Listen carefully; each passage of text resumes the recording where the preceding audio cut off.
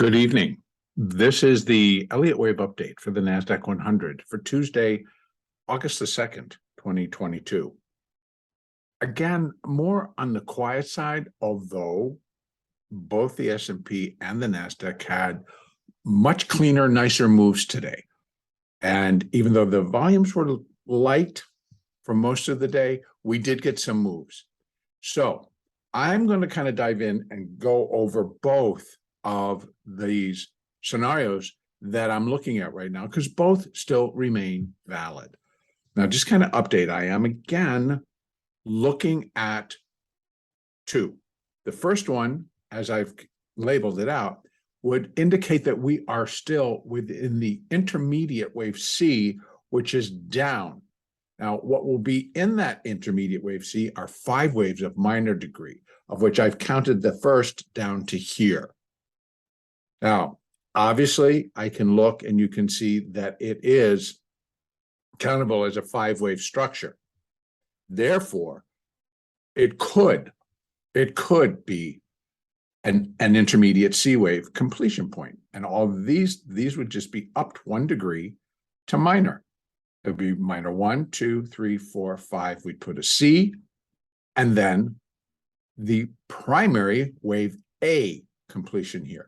Now, remember, the entire process that we're going through right now, starting up here on the cycle level, primary level, intermediate level. And of course, we're starting from that bottom, working our way higher to ultimately form the correction of that supercycle third wave, which is above this. So in any case, we now will be operating in the same types of structure. So in other words, on an intermediate degree, I need to count 3 waves, an A, a B, and a C. Then that forms the primary degree, which is the green, A wave. Then that would be followed by a primary degree B wave, which inside of it would have an intermediate degree A, B, C. So we then track that out. Now this is under the other alternate that I'm running together. So this, if I was thinking that this is the beginning stages of a primary, or excuse me, an intermediate degree A wave within a primary degree counter trend rally, I'm looking for it to kind of pick up the pace, although they tell me this has all been great and we have gone up substantially. Now we've gone up over 2,000, close to 3,000 points.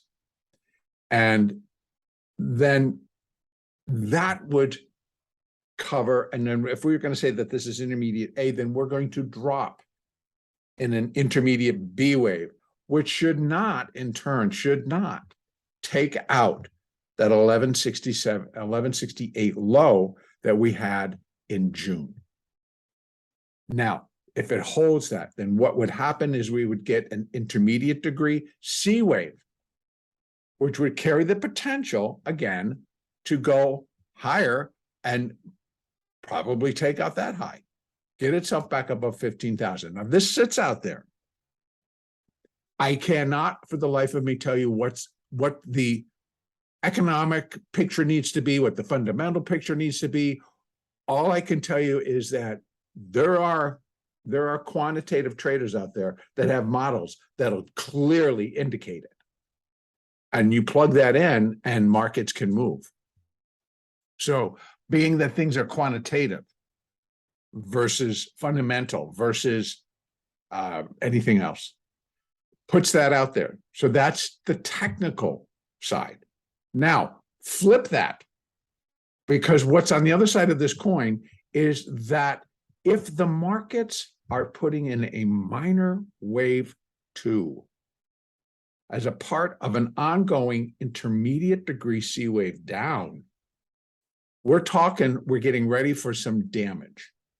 We're getting ready to initially drop and break below that low at 11,068.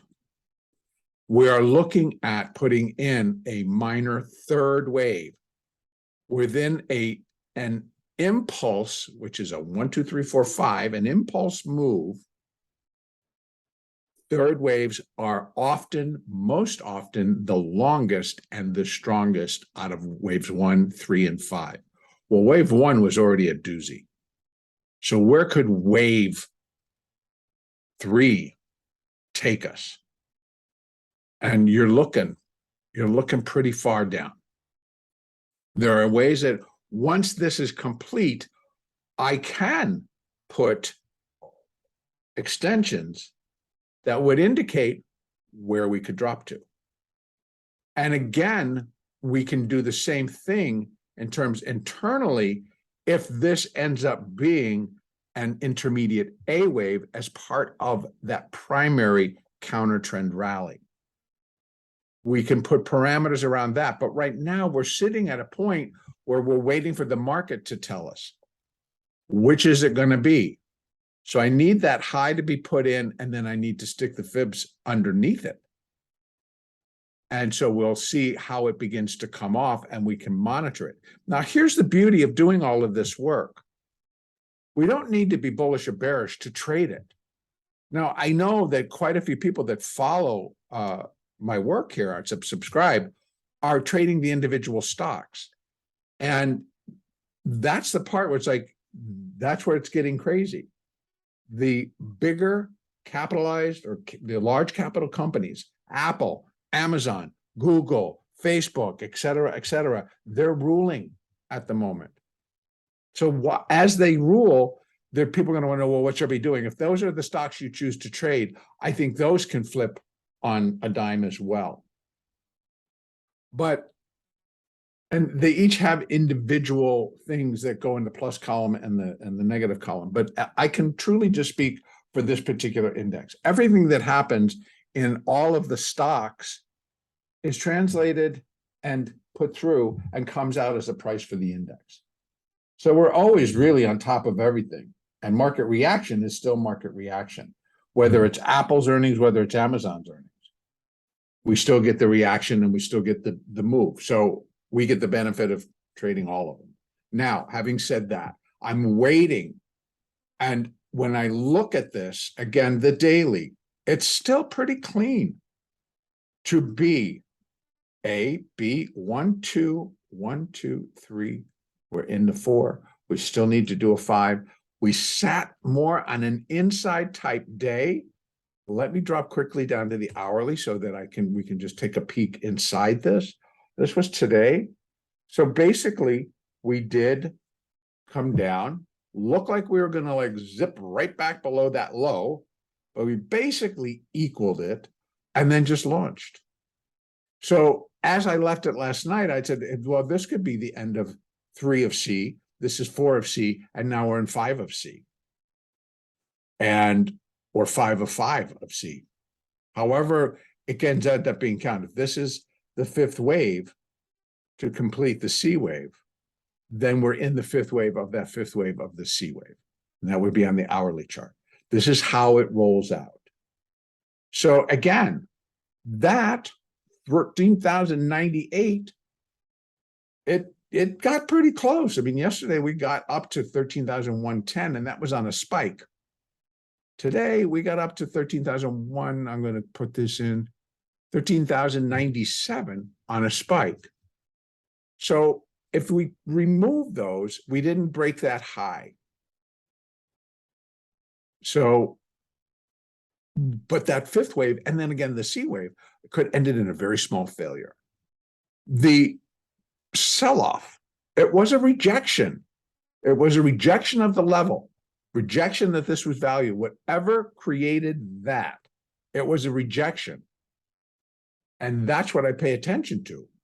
And I pay attention to where it's crossing and what it's crossing. And it came down and it broke. Took a while, but it broke, regathered above, but it broke the 50 SMA, broke the 20 EMA, and came down and tested the 50 EMA. Bounced back, came back down, and now during the after hours, so after AMD reported and Starbucks reported and Airbnb reported, so we had the minor group, if they want to be called that, but they're big companies. They reported, and we dropped as low as 1280 12,887. And then closed back above the 50 EMA. Now, what all could be going on is we're getting a launch pad for a much higher little end to this already pretty powerful fifth wave. So if this is 1 and 2, and this is all 3, and this is the 4, and then it's 1 of 5, 2 of 5, boom. So here's the gig. If we come in tomorrow or overnight, they decide everything that got reported today we are in love with. The new key phrase is bad is good. Then we're going to be lickety split back above 13,000, 13,100 and heading to finish this up before the next round of what? Rejection shows up. So that is a possibility. Should it occur?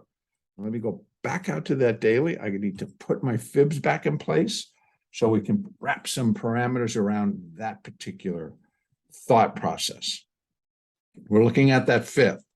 So if this is AB 1, 2, I'm going to go 1, and I'm going up to what we're calling the top of wave 3, down to the bottom of what we're calling wave 4 of C, and now we're in that fifth wave. So here we have, and let me go back down to the hourly and just make some corrections on this so that our numbers are at least lined up properly. Okay, so we need to be attached to that, and that low is 479. So let me do this, edit, and the starting point, 479. 63, we're going to go to 479. The end point is 12,068. That was pretty close. 12,068, and then the middle point was this high, which I think I got 698. That's a little bit too high. Let's fix that. 698. Okay. Now say good, and now we can look at our levels. So what we're looking at is where this market, this fifth wave, can just hit us, where it can take us to. And essentially, we're really not that far out of the ballpark of anything here. This would be for the entire fifth wave. I can kind of do another one in here and down to here and pull in this. What would this wave look like? All right. So if I'm going to 1, 2, and then I'm going to do it just to show you what you can put together up to the top of the 3, down to the bottom of the 4. And then so you're going to get it. And it's lining up right around that 100% level at 13,287. We've got 13,328, and down below we got 13,273, and we have 217, 140. So we have tons of resistance now, going back up into an area we've not seen for a month and a half, 2 months, 3 months maybe. So this is where the market may get stuck, and everybody's going to wonder why. It's like, well, because those are where the numbers line up. So, but that all fits.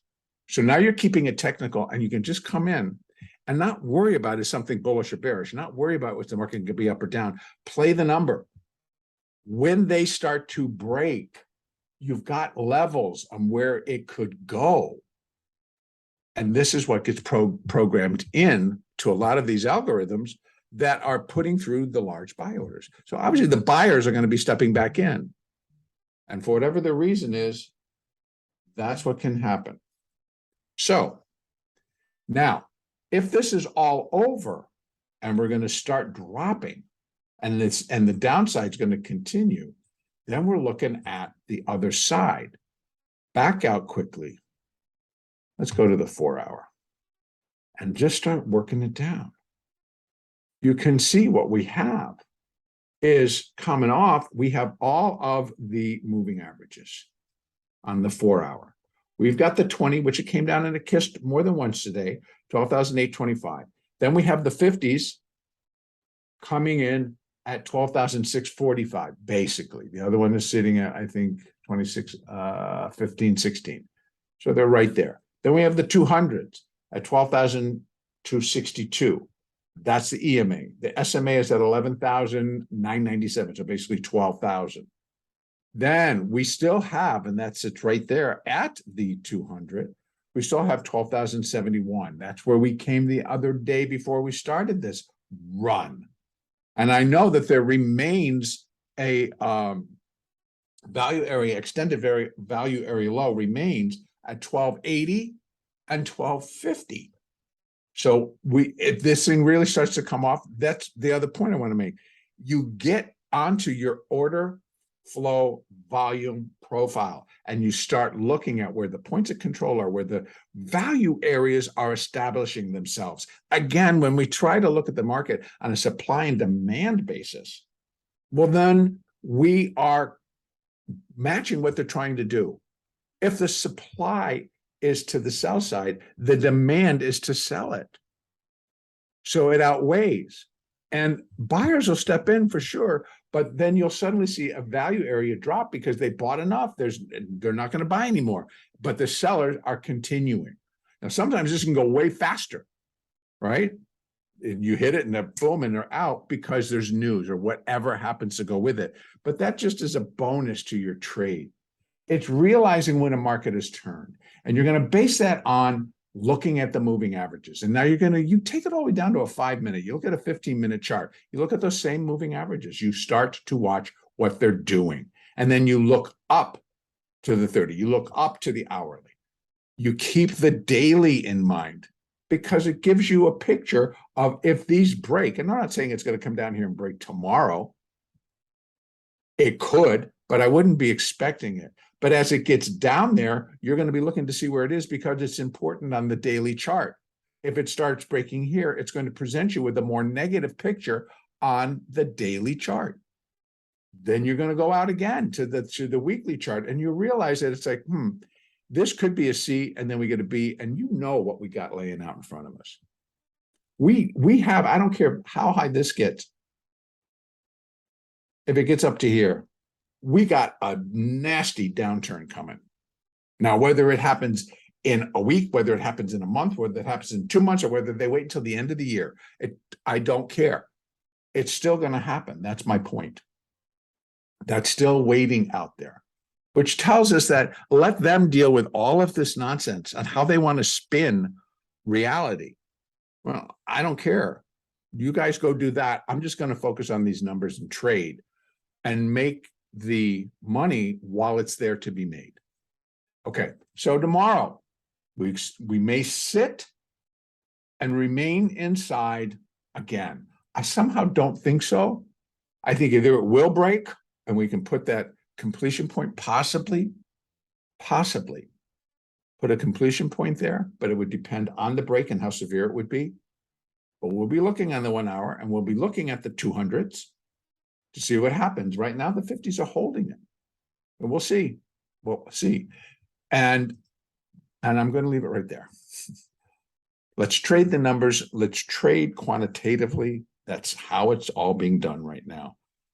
And everybody have a really great trading day tomorrow. The next update will be on Wednesday, August the 3rd.